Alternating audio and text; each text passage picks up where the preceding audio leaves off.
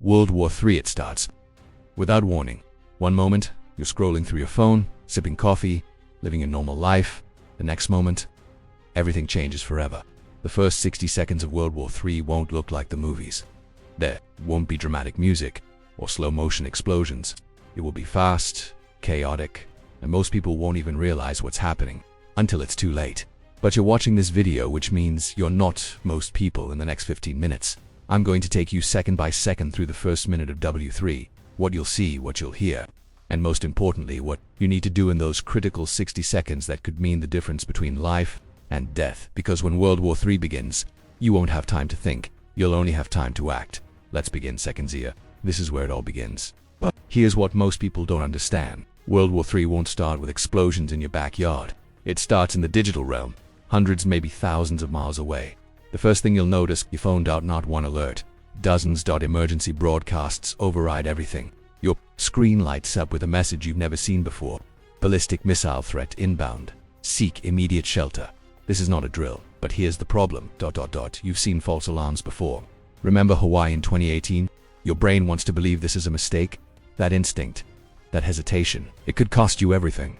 Within the first 5 seconds, social media explodes. Twitter, Facebook, Reddit, every platform simultaneously floods with posts. People asking if it's real. Videos of strange lights in the sky.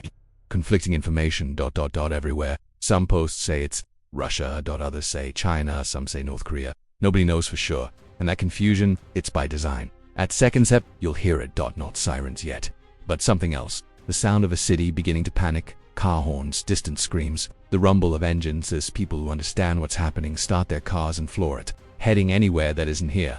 If you're indoors, you might hear your neighbor's doors slamming, footsteps running down hallways, voices shouting. If you're outside, you'll see it in people's faces.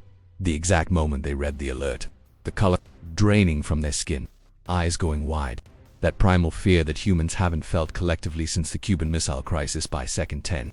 The emergency broadcast system activates on every device. Your TV if it's on, car radio if you're driving, even outdoor warning systems in major cities.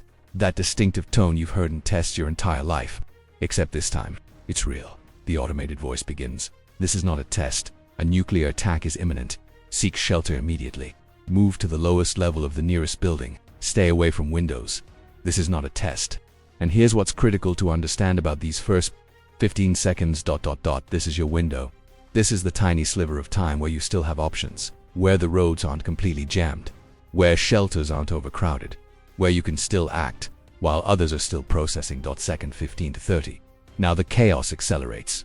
If you're in a city, traffic grinds to an instant halt. Everyone has the same idea: get out, get to their families, get to safety. Within seconds, every major road becomes a parking lot. People abandon their cars in the middle of intersections. You'll see something you've never seen before. Hundreds of people on foot, running in every direction. Most of them running the wrong way. Store alarms start blaring as people smash windows, not to loot, not yet, but to seek shelter. They're breaking into basements, parking garages, anywhere below ground. The smart ones aren't running away, they're running down.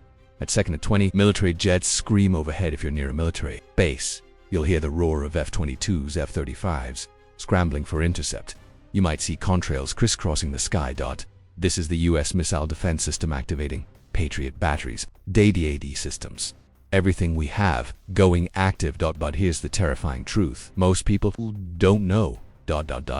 Our missile defense is not designed to stop everything. It's designed to stop some things. Maybe 40 to 60% of incoming missiles. On a good day. The rest, they're getting through. Second 30 to 45. The panic reaches critical mass. You'll hear gunshots. Yes, within the first minute, people breaking into homes, into cars, trying to get whatever they think will help them survive. You'll see fights breaking out over shelter space, over car keys, over nothing that will matter in an hour. The cellular network starts collapsing.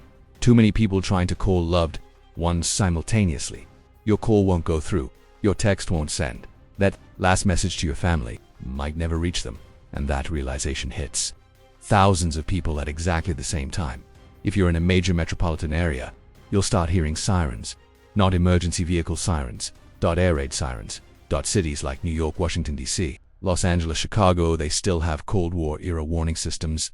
That rising and falling wail that your grandparents feared, that sound is now real. It cuts through everything else. It's designed to trigger something primal in your brain. Run, hide, survive. Some people will freeze when they hear it, literally unable to move. Their brains ... overloaded. You cannot be one of those people. At second 50 ... If you look up, you might see them, depending on where you are, depending on the time of day, depending on cloud cover. Streaks of light moving impossibly fast across the sky. Not meteors. Not planes. Intercontinental ballistic missiles in their terminal phase, traveling at 15,000 miles per hour, beginning their descent toward their targets. Each one of those lights represents a city, a military base, critical infrastructure. I'm about to cease existing. And here's what nobody tells you. The missiles you see, they might not be the ones coming for you, the ones coming for your city. You won't see them until it's too late. Seconds, 55 to 60, the final moments before impact, before everything changes. Wherever emergency services are overwhelmed, 911 is down. Police are abandoning their posts to get to their own families. Hospitals are sealing their doors. Every disaster protocol we've ever planned is activating simultaneously. None of it is enough. The people who are prepared, who have basements stocked with supplies, who've drilled for this, they're already underground. The people who didn't believe it could happen, who thought it was fear-mongering, who assumed someone would stop this, they're still standing in the street, phones in their hands, watching the sky. And then second 60 arrives. 1 minute of World War III ... complete. But this is just the beginning. What that happens in the next 60 seconds, the next hour, the next day ... That's when the real horror starts, because the missiles are about to hit, the MPs are about to detonate, the power grid is about to fail, and everything you've ever known about civilization ... is about to end. Now here's what you need to understand. I just described 60 seconds. 60 seconds that will feel like both an eternity and an instant. 60 seconds where every decision you make matters. And the harsh reality is this. Most people waste those 60 seconds. They stand frozen. They try to call people they can't reach. They get in cars that won't move. They run in directions that lead nowhere. But you, watching this video right now, you have the advantage they won't have. You know what's coming. You know what to listen for. You will know what to look for. And most importantly, you know what to do. So let me tell you exactly what your first 60 seconds should look like if this ever happens. First, the moment you see that alert, you move, not in 5 seconds, not after you. Check if it's real. Immediately, you assume it's real. Because the cost of being wrong is death. Second, you don't go to your car unless you're in a rural area with clear roads. In cities, in suburbs, your car is a trap. You go down, not away.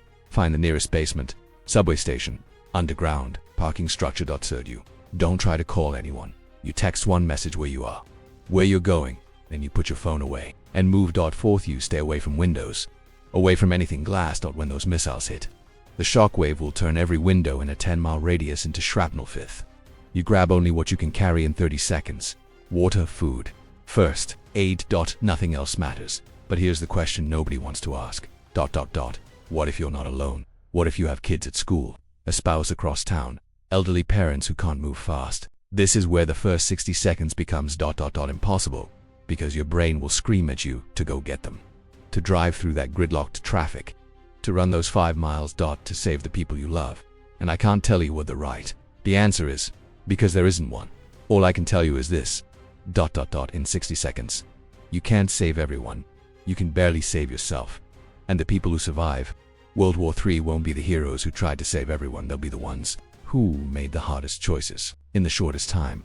Let's talk about what you won't see in those first 60 seconds. You won't see the president on TV. You won't see official instructions. You won't see organized evacuations. All of that takes time we don't have.